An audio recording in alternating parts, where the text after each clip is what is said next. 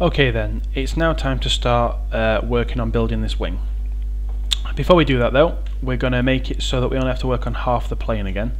So to do that, just select it, put it into face mode, and then it's probably going to be easiest to do this in the top view, so then you can get a really good angle. I'm just going to zoom in on this and get all the faces on the left hand side.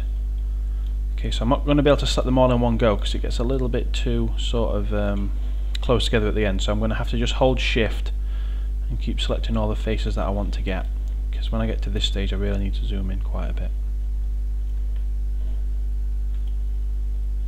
So if I just go to there, that should get them all, and hit backspace, and then at that stage I've only got half the plane. Okay, so that's ready to go.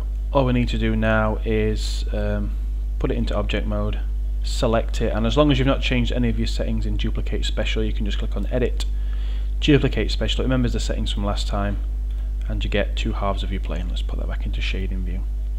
There you go.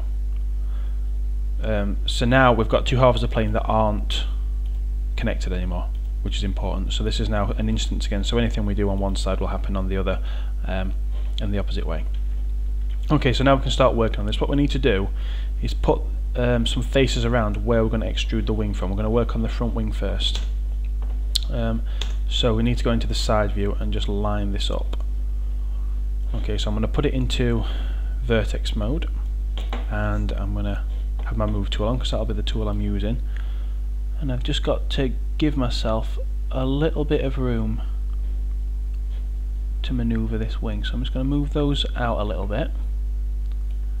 I do the same with these ones here to give me the space to extrude with later, and then I'm just going to try and flatten this line off a little bit so that I can get a fairly flat wing when I extrude. Same with these lines here, just to try and get where the bottom of the wing would be as flat as possible.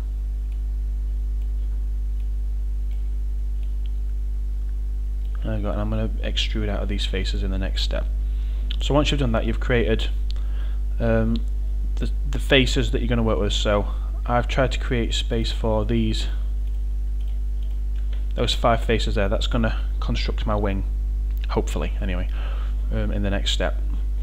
So once you've positioned your vertices to allow that, move on to the next video. I'll see you there.